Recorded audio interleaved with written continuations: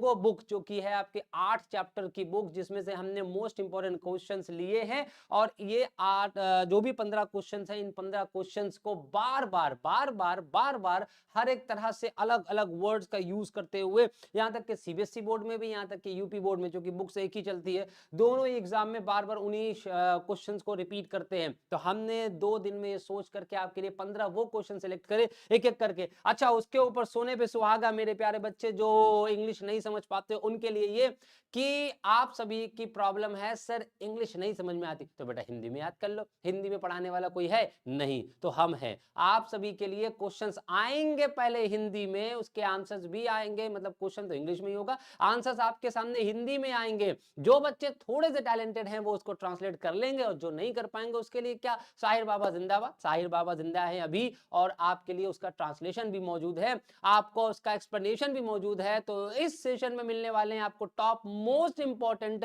Questions from the book flamingo, और इसमें हम लोग पहले इंग्लिश में आंसर देखेंगे, उसके बाद उसका हिंदी, या फिर पहले हिंदी में या उसके बाद उसका इंग्लिश, और साथ में करेंगे उसका एक्सप्लेनेशन कि कैसे ट्रांसलेशन बना।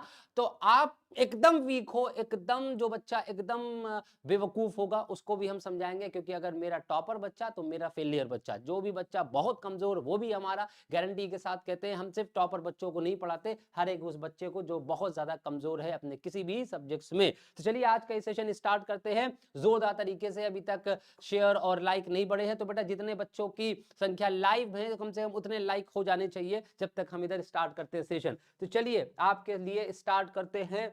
ये रहा सबसे पहले, ये लिखा हुआ 1 to 10 most important question flamingo book board 2024। ये रहे आपके 10 क्वेश्चंस, और उसके बाद 5 क्वेश्चंस और हैं। तो पहले आप क्वेश्चंस का स्क्रीनशॉट ले सकते हैं, और उसके बाद आप देखेंगे कि आपकी बुक में कुछ आपको किताबों में मिल जाएंगे, कुछ आपको क्वेश्चन बैंक में मिल जाएंगे, कुछ इंटरनेट पर मिल जाएंगे। तो कुल मिलाकर के हमने तीनों जगह खंगाल खंगाल करके अपना कलेक्शन बनाया, और 15 वो क्वेश्चंस देखे। आपके जितने मॉडल पेपर हमारे पास थे 2018 से लेकर के अब तक जो क्वेश्चंस बार बार पूछे गए, उनमें से जो हमने समझा, अगर आप बिलीव करते हैं तो आप आंख बंद करके बिलीव कर सकते हैं, ये आपके लिए मोस्ट इंपॉर्टेंट होने वाला है। तो बच्चा आर्टिकल के बारे में भी आएगा बेटा, रामदीप सिंह आर्टिकल भी आएगा, एक एक करके सब कुछ आएगा, सब्र रखो। अभी लाइक और लाइव की संख्या बेटा, शेयरिंग में अभी बहुत कंजूसी है। तो बेटा आते हो, इतनी मेहनत करते हो, और आज हमने अपने पेड बैच में बहुत ही स्लो मोशन पढ़ाया। उस टाइम पर बहुत ज्यादा तबीयत खराब थी, सर दर्द, लेकिन 3 घंटे के आराम के बाद आप लोगों का रात 9 बजे इंग्लिश का सेशन लेना था, तो एनर्जी किसी तरह गेदर करी, क्योंकि सर में दर्द हो रहा है सर्दी की वजह से। आप सभी जानते हैं लगातार आपके क्लास आ रहे हैं, कोई भी छुट्टी हम लोगों के लिए फिलहाल आपके मुकेश सर ने नहीं रखी। उनका संकल्प है और उनका लक्ष्य है कि उन्हें यूपी बोर्ड के हर बच्चे को पढ़ाना है किसी भी कीमत पर। तो उनके लक्ष्य के साथ साथ वो हम लोग को घसीटते हैं, लेकिन हम घसीटते नहीं, अपनी मर्जी से उनके साथ करते हैं, ताकि हमारा ये हमारे मुकेश सर का वो सपना, वो संकल्प पूरा हो सके।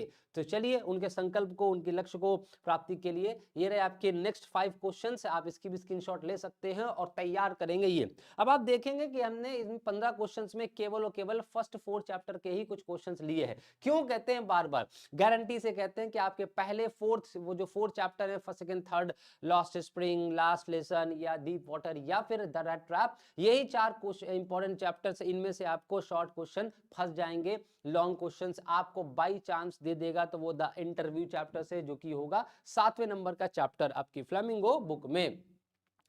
ठीक है, बहुत बढ़िया, ठीक, thank you so much Ramdeep, thank you sir. Preposition preposition का बेटा आएगा मंडे को, आएगा preposition, noun, pronoun, adverb, adjective, सारे रूल बताएंगे आपको। मंडे को आ रहा है आपका पार्ट्स ऑफ स्पीच का सेशन। तो आगे बढ़ा जाए, आगे चले, चलिए। अब देखिए आपके सामने एक एक करके आपके सवालों के जवाब आपको हिंदी में मिलने वाले हैं। तो ये रहा, हमें तो लग रहा है जैसे खोलना तो नहीं चाहिए। ये क्या कलर क्यों चेंज हो गया भाई, ये कलर क्यों चेंज हो रहा है आखिरकार?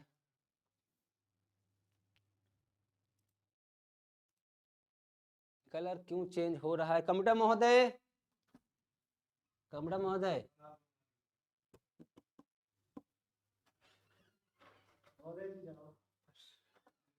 कलर कैसे ये चेंज हो रहा है? ठीक, चलिए पहला क्वेश्चन आपके लिए ये रहा और उसका आंसर कितनी आसानी से हर एक बच्चा याद करेगा भाई, हर एक बच्चा याद करेगा। कलर चेंज हो रहा है उसके, शायद अभी देखते हो कोई दिक्कत है, शायद कलर चेंज हो रहा है। कब से पढ़ाएंगे चैप्टर बेटा? नहीं, चैप्टर के क्वेश्चन आंसर करेंगे, कलर बहुत चेंज हो रहा है। हाँ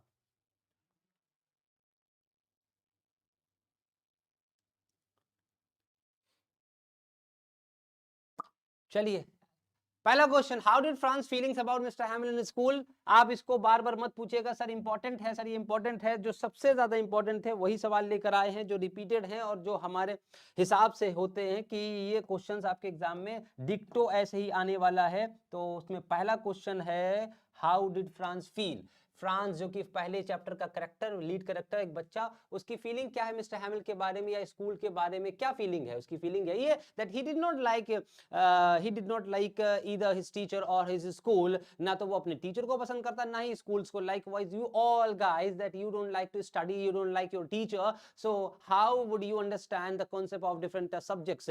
जैसे आप सभी लोग अपने सब्जेक्ट या अपने सब्जेक्ट टीचर्स या अपने स्कूल्स को नहीं पसंद करते, उसी तरह एक बच्चा था फ्रांस जो कि फ्रेंच था, एक फ्रेंच था, फ्रांस में रहने वाला बालक, इसको भी नहीं पसंद था। तो सिंपल सी बात, हमने आपको आंसर डायरेक्टली बता दिया, लेकिन इसको आप जब फ्रेम करेंगे तो इस हिसाब से करिएगा और इसका ट्रांसलेशन, जो बच्चे समझदार होंगे वो इसका ट्रांसलेशन बहुत आसानी से कर लेंगे। जैसे लिखा हुआ, जब फ्रांस को पता चला कि यह उसकी फ्रेंच भाषा का अंतिम पाठ है। फ्रांस को पता चला, कब पता चला? जब पता चला, जब पता चला फ्रांस को, फ्रांस एक बॉय है, एक करेक्टर है, उसको पता चला, ही गॉट टू नो, उसकी फ्रेंच भाषा का अंतिम पाठ है, that this lesson was the last lesson of his French language. तो उसे बहुत दुख हुआ। भाई यही तो होगा, जब आपको पता चले कि आपकी हिंदी भाषा का आज आखिरी चैप्टर है, उसके बाद आपके देश में, आपके शहर में कभी भी आपके स्कूल में फ्रेंच लैंग्वेज मतलब आपकी हिंदी भाषा नहीं पढ़ाई जाएगी, तो ऑफकोर्स आपको भी दुख होगा, उसे भी दुख हुआ। अपनी भाषा को अच्छे तरीके से ना सीखने के लिए उसकी किताबें जो उसके लिए अब तक बाधा थी और जो वो अपनी किताबों को बोझ समझा करता था, वह अब उसको दोस्त लगने लगी। बहुत सिंपल से एक सेंटेंस है, इसको ट्रांसलेशन आप कर सकते। अभी जिसको नहीं आता होगा उसके ट्रांसलेशन हम खोल देंगे। क्या हो गया, क्या दिक्कत आ रही है? नीला नहीं, जाने दो, कोई दिक्कत नहीं, कोई दिक्कत बच्चों, कोई दिक्कत तो नहीं, कलर से कोई दिक्कत नहीं। हमारी शक्ल नीली नीली दिख रही है, शायद इसका इफेक्ट है, या तो इसका इफेक्ट है, या तो प्रेजेंटेशन के कलर का इफेक्ट होगा, है कोई बात नहीं। क्लियर है? हाँ ठीक, तो लीजिए पहला क्वेश्चन का जवाब। वो अपने अध्यापक एम हैमल की छड़ी और उसके कठोर व्यवहार के बारे में सब कुछ भूल गया। अचानक से उसके मन में अपने अध्यापक के बारे में जो कठोरतापन महसूस जो था वो सब खत्म हो गया। उसके व्यवहार जो उसको पसंद नहीं करते थे, और बहुत अच्छी तरह से अंतिम लेक्चर को सुना। हालांकि इसके ऊपर तो बड़ा लंबा सा आंसर लिखा जा सकता है, बट इतना काफी है, आपके 30 से 40 वर्ड आपके हो जाएंगे। अब किसी को ट्रांसलेशन करना हो उसको ट्रांसलेशन कर लेना, जिसको ना करना हो बेटा तो उसे देखिए हम क्या करते हैं। जैसे ना करना हो वो देखिए हम क्या करते हैं, ये लीजिए आपका आंसर, ये इसका ट्रांसलेशन हमने एग्जैक्ट बना दिया है। when France came to know, when France got to know या came to know that this was his last lesson, कि ये उसका last lesson है in French, he felt very sad, उसे बहुत दुख हुआ for not learning his language properly, अपनी language को अच्छी तरीके से याद ना करने के लिए। his books which till now were a hindrance, उसकी किताबें जो अब तक उसके लिए बाधा थी, hindrance का मतलब होता है बाधा, to him now began to seem like friends to him, वो उसके तरह उसके लिए एक दोस्त बन गई। and he forgot all about his teacher, और वो अपने टीचर मिस्टर हैमिल के बारे में, उसके स्टिक के बारे में, उसके टफ व्यवहार के बारे में, हार्श व्यवहार, हार्श बिहेवियर के बारे में सब कुछ भूल गया। and listen very well to the last lecture, और उसे बहुत ध्यान से उसने अपना लास्ट लेक्चर लिया, and he got everything whatever the teacher taught the last day। Next question, screenshot ले सकते हैं आप इसका। नेक्स्ट क्वेश्चन ये रहा, why do you think was little France afraid of being scolded? Important नहीं, मोस्ट इंपॉर्टेंट क्वेश्चन है इस चैप्टर का। क्या आपको लगता है, why do you think, तुम्हें क्यों लगता है कि जो लिटिल फ्रांस था वो डांटे जाने के डरा हुआ था, डांटे जाने के डर से डरा हुआ था, या उसे डर था डांटे जाने का? क्यों तुम्हें लगता है? सो फ्रांस डांटे जाने के कारण डरा हुआ था क्योंकि मिस्टर हैमिल मतलब एम हैमिल ने कहा था कि वह अगले दिन, उन्होंने क्या कहा था, पार्टिसिपल पर एक सबसे सवाल करेंगे। बहुत सिंपल से सेंटेंस है बेटा, इसका ट्रांसलेशन हम चाहते तो डायरेक्ट बना देते यहाँ पर, लेकिन लिखेंगे तो फिर हम बोल नहीं पाएंगे, और interaction is more important than writing. आपके साथ इंट्रैक्शन करना ये ज्यादा इंपॉर्टेंट है बच्चा, है, am I right? Am I right? ठीक है, बिल्कुल सही है। ठीक, तो दूसरा क्वेश्चन का आंसर देखिए, जबकि दूसरी तरफ फ्रेंच को पार्टिसिपल के बारे में कुछ भी नहीं पता था। इतना काफी है। अगर आपको लगता है ये छोटा सा तो एक लाइन और बढ़ा सकते हैं, वो मिस्टर हैमिल के बारे में लिख दो, चाहे फ्रांस के बारे में लिख दो। ठीक है, तो आप इसमें एक लाइन और जोड़ सकते हैं कि फ्रांस, अगर हम इंग्लिश में ही जोड़ दें, France did not like studying France did not like studying। ये आप जोड़ सकते हैं अपनी तरफ से। ठीक है, फ्रांस डांटे जाने के कारण डरा हुआ था। फ्रांस जो है पढ़ाई को बिल्कुल भी पसंद नहीं करता था। थोड़ा सा 4-5 वर्ड बढ़ा सकते हैं, 30 से 40 वर्ड में हो जाएगा। अगर आप इसका ट्रांसलेशन कर सकते हैं तो आप कर ले, नहीं तो आपके लिए आंसर लीजिए इंग्लिश में। ये लीजिए आपका आंसर। ठीक, When France afraid of being, France was afraid of being scolded, France को डर था डांटे जाने का, of being scolded, being scolded का मतलब डांटे जाने का, क्योंकि M Hamel had said that he would question and he would question everyone, हर एक व्यक्ति से, हर एक बच्चे से क्वेश्चन आंसर सुनेगा on participle the next day, अगले दिन, while France on the other hand, जबकि दूसरी तरफ France did not know anything about participle, participle के बारे में फ्रांस को कुछ भी नहीं पता था। This was the translation। ठीक है, हाँ ठीक। नेक्स्ट क्वेश्चन करें, स्क्रीनशॉट ले सकते हो। Next question, what did France find much more tempting? 3 बार आ चुका है ये क्वेश्चन, 3 बार ये क्वेश्चन आ चुका है, और हमारे हिसाब से भी पहले चैप्टर से 15-20 क्वेश्चन आपकी बुक्स में दिए हुए, उसमें से 4-5 क्वेश्चन लेकर आए जो ज्यादा इंपॉर्टेंट है। इसको आप तैयार करिए पहले, और अगर आप नहीं करना चाहते इंग्लिश में तो आप हिंदी में तैयार कर लीजिए। जब फ्रांस ये पूछ रहा है what did France find more tempting, how did he finally react, और आखिरकार उसने क्या किया, ये क्वेश्चन एक साथ पूछा जाता है। तो व्हाट डिड, क्या चीजें थी जो उसको ज्यादा टेम्पटेशन दे रही थी, टेम्पटेशन का मतलब ज्यादा लालयित कर रही थी। तो अब आप देखिए क्या किया। जब फ्रांस स्कूल के लिए, फ्रांस नहीं होगा यहाँ पर, फ्रांस होगा बेटा, जा लिख लेना, ठीक है, ये जा बना लेना। जब फ्रांस स्कूल के लिए निकला, जब वो स्कूल के लिए निकला, उसने पाया, उसने देखा या पाया, कुछ भी लिखिए, कि उस दिन बहुत चमकदार है, उस दिन बहुत ही चमकदार है, मतलब वह दिन बहुत चमकदार है और हल्का सा गर्म है। चिड़िया चहक रही हैं, प्रूशियन सोल्जर जो जर्मन सोल्जर्स थे मैदान में ड्रिल कर रहे हैं, ड्रिल का मतलब प्रैक्टिस कर रहे हैं, एंड यह सभी चीजें उसे लालच दे रही थी। अंततः, लेकिन अंततः वह अपनी इच्छाओं पर काबू पाने में सफल हो गया और स्कूल भाग निकला या भाग गया। तो इसे आप स्टोरी के हिसाब से याद कर लें। बताओ बच्चों, कारगर साबित है आपके लिए ये हिंदी में आंसर लाना? हिंदी से आप इंग्लिश में ट्रांसलेशन तो कुछ हद तक तो कर ही लेंगे, बट आपका सीक्वेंस नहीं खराब होना चाहिए। जैसा जो हुआ है एक्शंस, उसको उसी फॉर्म में लिख देना है। ठीक, बताओ। अच्छा, बड़ी दुख की बात यह है कि बच्चा, एक दिन के अंदर तुम लोग सोचते हो कि हमें एक दिन में कुछ ऐसा बता दिया जाए जो एक दिन में ही हम सफल हो जाए। एक दिन में कुछ ऐसा बता दिया जाए जो एक दिन में हम सफल हो जाए। अभी सपोज करो हम क्वेश्चन पेपर, मॉडल पेपर लेकर आए, मॉडल पेपर, ठीक है, मॉडल पेपर एक दिन लेकर आए, उस पर लिखा है मॉडल पेपर सोल्यूशन, ठीक है, मॉडल पेपर सोल्यूशन लिखा हुआ है बच्चा। तो उस दिन बच्चा आएगा 500, ठीक, या 400, वो सोचिए मॉडल पेपर बस कर लेंगे, यही वाला पेपर आ जाए। मान लो किसी दिन हमने लिख दिया फुल इंग्लिश, ठीक, ये वो बच्चे हैं, फुल इंग्लिश लिख दिया, तो बच्चा सोचे, आप लोग सोचेंगे अबे फुल इंग्लिश बाबा, एक ही दिन में सारा इंग्लिश खत्म, भला फालतू में डर रहे थे। फुल इंग्लिश, फुल इंग्लिश मतलब 100 नंबर की पूरी इंग्लिश, तो उस दिन बच्चा कहो 1000 आ जाए, ठीक। या मान लो हमने लिख दिया फुल ग्रामर, फुल ग्रामर, एक ही दिन में सारे अंग्रेज बनने के लिए एक साथ आ जाएंगे। अच्छा, जब टॉपिक एक एक करके पढ़ाया जाता है तो उन्हें लगता है कि अबे यार इससे क्या मिलेगा, 5 नंबर का 6 नंबर की तो बात है। जिस दिन पूरा इकट्ठा पढ़ा दिया जाएगा एक दिन में, उस दिन हम कर लेंगे सेशन, यही सोच है। जरा संख्या देखिए आप अपनी, और आप लोगों के आप लोग को बता दें आपके टीचर्स की मेहनत क्या है। 10-10, 12-12 घंटे पूरे स्टूडियो में लोग जमीन में बैठे रहते हैं और आपके लिए लिखा करते हैं, नोट्स बनाते हैं, आपके लिए सोचते हैं कि किस कॉन्सेप्ट को कैसे समझाया जाए। लेकिन फिजिक्स हो, चाहे केमिस्ट्री हो, सुमित सर की मैथ हो, अंकित सर की केमिस्ट्री हो, कुछ भी हो, अगर वो सिर्फ मॉडल पेपर लेकर आ जाए किसी दिन कि मॉडल पेपर ऐसा आएगा, अच्छा मॉडल पेपर सबको देखना है, लेकिन मॉडल पेपर करना किसी को नहीं है, मॉडल पेपर करना किसी को नहीं है, सब पका पकाया, हर बच्चा चाहता है कि पका पकाया हमको मिल जाए, घड़ाप से मुंह में घुसेड़ ले, है ना बेटा, पका पकाया खाबो ना अचानक से, तो मुंह जल जाई, और चावल आलू तो बिल्कुल नहीं। तो आपके जो क्वेश्चंस होते हैं वो वैसे ही गर्म होते हैं। अचानक से आपने मॉडल पेपर देखा और फिर मॉडल पेपर देख के ही केवल एग्जाम रूम में गए, तो बताओ बेटा जलेगा मुंह कि नहीं जलेगा? जलेगा कि नहीं जलेगा? सोचने वाली बात है। तो आपकी आपकी संख्या ये बताती है कि हमारे यूपी बोर्ड बच्चा 90 जो 99 बच्चे हैं वो ऐसे ही हैं।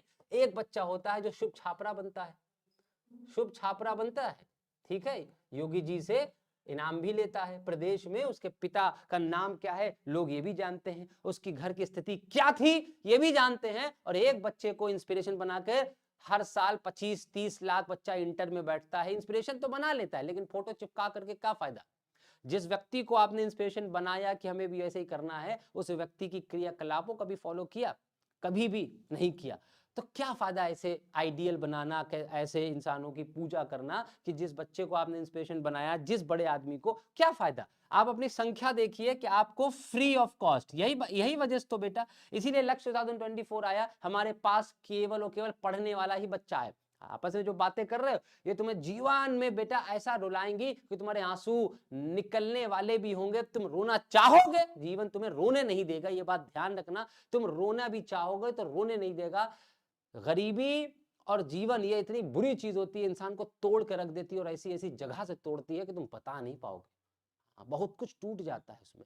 गरीबी और ये जिंदगी इतनी मनहूस चीज होती है ना इंसान की, तो इंसान को कभी पनपने नहीं देती, और जनरेशन बाय जनरेशन वो गरीब ही रहता है, क्योंकि उसकी सोच ही गरीब थी, उसकी टुच्ची सोच थी उस बच्चे की। तुम्हारी टुच्ची सोच है कि हम एक दिन के अंदर ही सब कुछ कर लेंगे।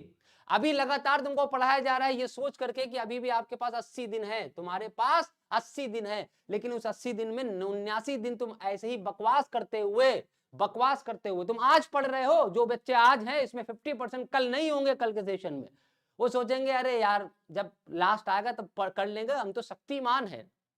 यही होगा, यही होगा, है ना? हाँ, यही होगा कि जिस दिन तुम्हारे एक दिन पहले होगा, उस दिन एक दिन पहले साहिर बाबा के पास आओगे जड़ी बूटी लेने के लिए, कोई ऐसी जड़ी बूटी दे दे कि बस ऐसे आया रात में अंग्रेजी पूरी चट पीके की तरीके से ऐसे पकड़ करके पूरी अंग्रेजी हमारी हमारे अंदर, तुम्हारी हमारे अंदर, हमारी तुम्हारे अंदर। ऐसा गलतफहमी है बेटा। रियल लाइफ और रियल लाइफ में बहुत फर्क होता है। जाग जाओ और उठ जाओ बेटा, ठीक है? बहुत समझा रहे हैं इस चीज को, बहुत समझा रहे हो। हर टीचर तुम्हें, चाहे ऑफलाइन में पढ़ रहे हो, हर जगह पढ़ रहे हो, सब यही समझाते हैं बेटा, यही समझाते हैं। लेकिन तुमको समझ में नहीं आता है, तुम अपने जीवन के साथ जो खेल रहे हो ना, खेलो। एक टाइम आएगा जब जीवन तुम्हारे साथ भी खेलेगा। जो भी बच्चे यहाँ पर कमेंट में एक दूसरे से बात करते हैं, जो भी बच्चे रेगुलर ना होकर के ये सोचते हैं कि हम पढ़ लेंगे, सर जी काहे परेशान हो, हम पढ़ लेंगे, तो बेटा बहुत मुश्किल होगा, बहुत मुश्किल होगा। चलो कोई बात नहीं। जब फ्रांस स्कूल के निकला, उसने पाया कि उस दिन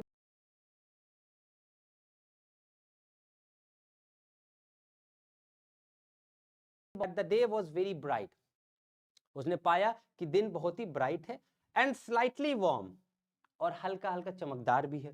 birds are chirping, birds chirp कर रही हैं। प्रूशियन सोल्जर्स आर ड्रिलिंग, जो प्रूशियन सोल्जर हैं वो ड्रिल कर रहे हैं in the field, and all these things were tempting him, ये सारी चीजें उसको लालयित कर रही हैं, लालच दे रही हैं। He eventually succeeded in controlling his desire, आखिरकार, इवेंचुअली का मतलब आखिरकार या अंततः, सफल हुआ अपने डिजायर को कंट्रोल करने में। इन लगाया, इनके बाद कंट्रोल करने के लिए आईएनजी फॉर्म का प्रयोग, his desire and ran away, और स्कूल की तरफ भाग निकला। चलिए ले लीजिए स्क्रीनशॉट, बेटा स्क्रीनशॉट ले लीजिए। स्क्रीनशॉट लिया? चलिए बहुत बढ़िया। Next question, question number 4, what did France notice that was unusual about the school that day? अगर इस क्वेश्चन को ऐसे भी पूछ लिया जाए तो भी कोई दिक्कत नहीं है। इस क्वेश्चन को अगर ऐसे लिख दिया जाए, व्हाट, ये क्वेश्चन कई तरीके से पूछे जा सकते हैं। What did France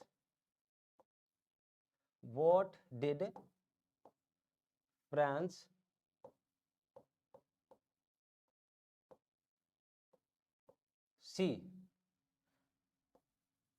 on the way to his school? ये भी पूछा जा सकता है, आंसर लगभग यही होगा। फ्रांस ने क्या नोटिस किया कि उस दिन स्कूल में बड़ा अनयूजुअल था। अनयूजुअल का मतलब असाधारण, असाधारण था। क्या नोटिस किया? How did he react over it? आमतौर पर जब स्कूल शुरू होता था तो एक बड़ी हलचल होती थी। ये सारे स्कूल में होती, दुनिया के सारे स्कूल में, जब कभी Monday, Tuesday, Wednesday, Thursday, Friday, Saturday, Sunday होगा, तो आमतौर पर जब भी स्कूल शुरू होता है तो एक हलचल होती ही होती है। सभी जानते हैं कि हाँ, हलचल होती है। ठीक है, हलचल होती है जिसे गली में सुना जा सकता है। कोई भी स्कूल होगा, कहीं पर भी लोकेशन में होगा, उसके बाहर जो गली जा रही होगी वहां पर सुना जा सकता है। लेकिन उस दिन सब कुछ स्थिर था। एक दिन अचानक से एक शांति थी, एक स्थिर था, एक कॉन्स्टेंसी थी, एकदम स्टिल था एक सिचुएशन। मेज पर खुलने और बंद होने की कोई आवाज नहीं थी, जबकि हम लोग जानते हैं बच्चे जब स्कूल में होते हैं तो चुर पुर ची ची ची इस तरह की आवाजें आती रहती हैं।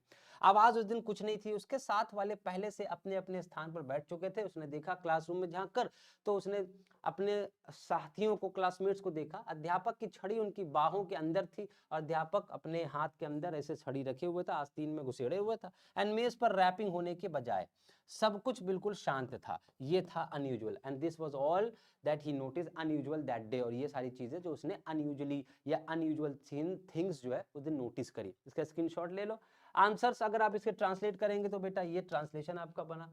देखिए, यूजुअली व्हेन स्कूल स्टार्टेड, जब स्कूल स्टार्ट होता था, देखो यहाँ पर होता था लिखा गया है, होता था। So usually when school started there was a huge commotion. Commotion का मतलब होता है हलचल, इसका मतलब होता है हलचल, which could be heard, जिसे सुना जा सकता था। देखो पैसिव फॉर्म में, जैसे गली में सुना जा सकता था, which could be heard but in the street, but that day everything was quiet। हर एक चीज एकदम क्वाइट स्टिल थी। There was no sound of the table. मेज के खुलने और बंद होने की कोई आवाज नहीं थी। तो खुलने और बंद होने का मतलब सिंपल लिख दिए, there was no sound of table opening and closing. Table के ओपन होने की, टेबल के बंद होने की।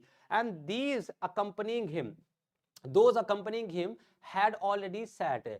आप इसको सिंपल लिख सकते हैं, his classmates were already at their own places. उसके क्लासमेट्स अपने अपनी जगहों पर बैठे हुए थे। रिस्पेक्टिंग प्लेस का मतलब अपनी अपनी जगह। The teacher's cane was inside. यहाँ केन का मतलब स्टिक है, केन का मतलब वही छड़ी जिससे वो टीचर मारते थे। His arm instead of rapping, पटकने के बजाय, टेबल पर पटकते हैं ना टीचर, उसके ऊपर पटकने के बजाय वो अपने हाथों में लिए। एवरीथिंग वाज एब्सोल्युटली क्वाइट, हर एक चीज बहुत ही भयानक तरीके से, मतलब पूर्ण रूप से एकदम बिल्कुल शांत थी। This was, these were question, these 5 question belong to the first chapter, the last lesson. ये पहला चैप्टर जिसके 4 इंपॉर्टेंट क्वेश्चन। अगर आपको दिक्कत हो रही हो कि कौन से क्वेश्चंस को तैयार करें, इन क्वेश्चंस को तैयार कर डालो। कल परसों तक, परसों लेकर आएंगे आपके लिए पार्ट्स ऑफ स्पीच, आपके लिए पार्ट्स ऑफ स्पीच, जिसमें सिंटैक्स हम लोग समझते हैं जैसे, और उसके सभी रूल, सभी नियम। परसों देखते हैं क्या हाल रहता है आप लोगों का। हाँ, उस दिन पार्टिसिपल पर क्वेश्चन पूछने वाले थे, बिल्कुल मिस्टर हैमिल। उस दिन वेरी गुड तान्या पांडे, उसने न्यू ड्रेस भी पहनी थी। इतना क्वेश्चन चूंकि बेटा बहुत ज्यादा बड़ा हो जाएगा, ये सारी चीजें मेंशन नहीं करी है। अनयूजुअल तो ये भी सारी चीजें थी कि that Mister Hamel had worn some new dresses हैं। पार्टिसिपल पर क्वेश्चन भी पूछने वाले थे, ये भी सारी चीजें थी।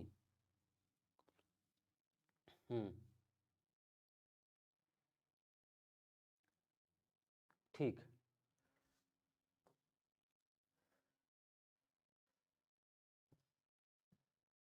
एक बच्चा पूछ रहा है, अंजलि जी क्या शरत है आपकी, बोलो।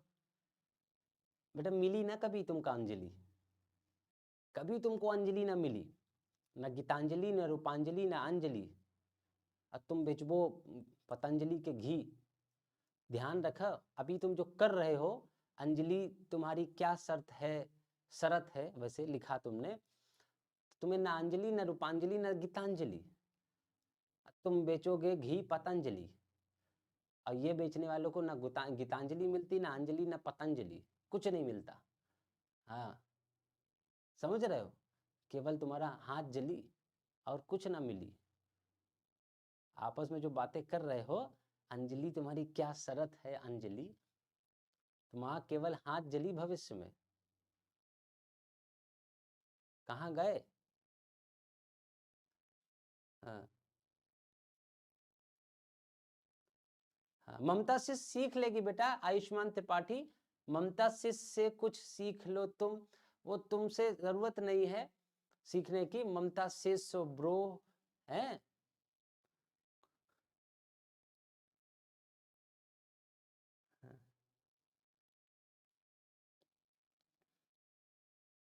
हाँ, आवाज नहीं आ रही सर जी। हम्म, चलो भाई आगे चलते हैं। साहेब कूड़े के ढेर में सोना ढूंढ रहा है, और देखिए क्वेश्चन कहता है what is Saheb looking for in the garbage dump. Garbage dump कूड़े के ढेर में क्या ढूंढ रहा है साहेब, क्या ढूंढ रहा है, where is he and where he has come from. 101% ये क्वेश्चन आपके किसी ना किसी एक सेट में, 6 सेट 7 सेट बनते हैं, उसमें एक सेट में ये क्वेश्चन इस चैप्टर से डेफिनेटली आने वाला है। स्क्रीनशॉट ले लेना, हमारी बातों को रिकॉर्ड कर लेना और फिर बताना। साहेब कूड़े के ढेर में सोना ढूंढ रहा है, सिंपल सा आंसर। क्या ढूंढ रहा है, तो कूड़े के ढेर में वो सोना ढूंढ रहा है। एक्चुअल में जो भी उसे टूटी फूटी चीजें, पैसे 1 आध 2 रुपए 4 रुपए मिल जाते हैं, तो लेखिका के पड़ोस में कहाँ रहता है, where is he and where has he come from. लेखिका के पड़ोस में रहता है। वह अपने माँ बाप के साथ कई सालों पहले बांग्लादेश से दिल्ली आ गया था। उसका घर ढाका के हरे मैदानों के बीच था जिसको तूफानों ने उजाड़ दिया। तो इस सीक्वेंस में आप आंसर याद करिएगा, और अगर हो सके तो अब लीजिए इसका ट्रांसलेशन। ये रहा बेटा ट्रांसलेशन इसका।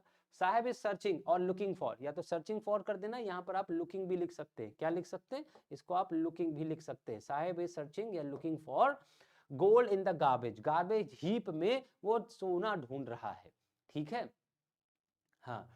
उसके बाद he lives in the writer's neighborhood, he came to Delhi from Bangladesh। वह कहाँ आया, दिल्ली आया। कहाँ से आया, बांग्लादेश से आया। किसके साथ, अपने पेरेंट्स के साथ। many years ago, कब आया, many years ago। his house was amidst the green plains of Dhaka, Dhaka के हरे मैदानों में उसका घर था, which had been rooted out और destroyed by storm, जो कि storms के द्वारा उसको root out कर दिया गया, destroyed कर दिया गया। ठीक, हाँ, वेरी थैंक यू एवरीबॉडी। लेकिन बच्चा, हाँ, अच्छा, कंफ्यूजन की दुकान। सर आप हमें भूल गए, पर मैं अभी भी आपको याद रखती हूँ। बेटा तुम खुद कंफ्यूज हो, हम कैसे याद करें, है ना। सही नाम लिखो, देखो हमें याद आ जाएगा। Next question, what explanation does the author offer for the children not wearing footwear. Anees Jung जो चैप्टर नंबर 2 की राइटर हैं, वो क्या एक्सप्लेनेशन देती हैं इस चीज के लिए कि जो बच्चे चप्पल या जूता नहीं पहनते हैं। व्हाट डिड शी से, है, व्हाट डिड शी से, वो क्या कहती हैं। रॉयल अर्जुन धन्यवाद।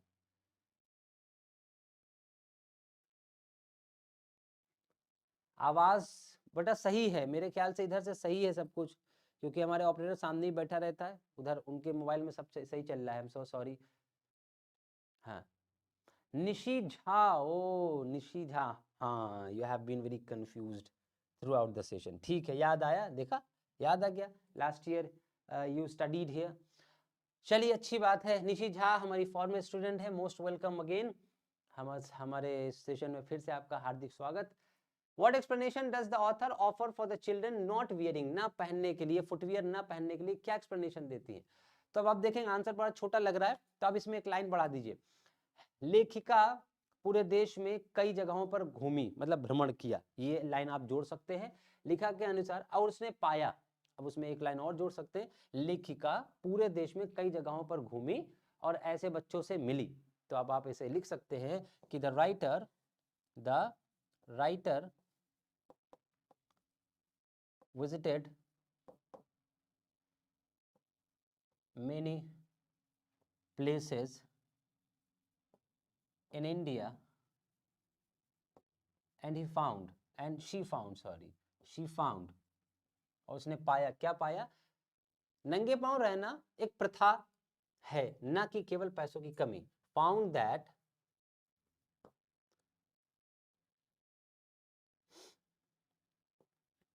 being being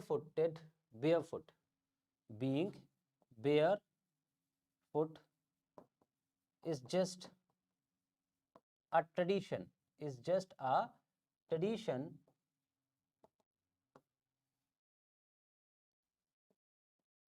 not a lack of money, money. ठीक, ये हमने ऊपर यहां तक की बात कह दी, एक लाइन हमने ऐड करी जानबूझ करके, ठीक है। हाँ, एक लाइन स्टार्ट हमने जानबूझ के रहने दी ताकि आंसर बड़ा हो जाए। अब देखो इसका पूरा ट्रांसलेशन ये लिखा हुआ है। अरे इसका ट्रांसलेशन कहाँ गया? ये ऊपर हमने कर दिया, सॉरी।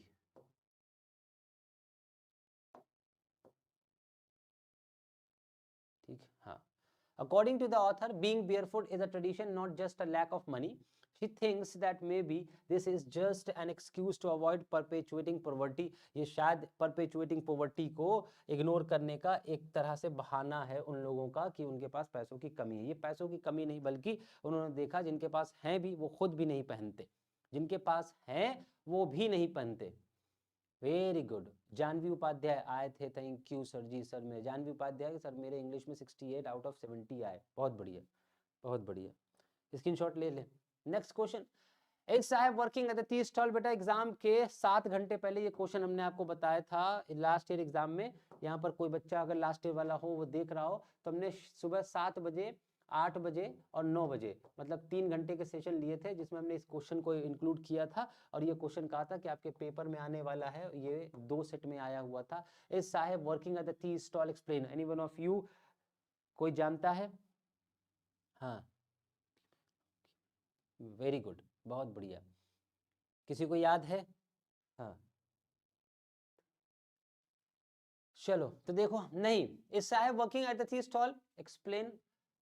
अगर वो खुश है तो बताइए, नहीं खुश है तो बताइए। तो आप कहेंगे नहीं, वो बिल्कुल भी खुश नहीं है, वो टी स्टॉल पर काम करने से बिल्कुल भी खुश नहीं है, क्योंकि वह अब अपना मालिक नहीं रहा। वो क्यों खुश नहीं है? क्योंकि जब बचपन में अपने आप कूड़ा बीनता था तो वो अपनी मर्जी का मालिक था। वो कभी भी कूड़ा बीनने चला जाता था, कभी भी उसे कुछ भी मिल जाता था, कहीं पर भी रुक जाता था, कहीं पर भी बैठ जाता था। But now he is no more the master of himself. अभी वो अपना मालिक नहीं है, बल्कि उस टी स्टॉल के मालिक का नौकर बन गया। उसका वो चिंता मुक्त भाव अब उसके चेहरे पर नहीं। तब उस समय वो केयर फ्री लुक देता था, एक केयर फ्री था, उसका जो चेहरा था वो केयर फ्री दिखता था।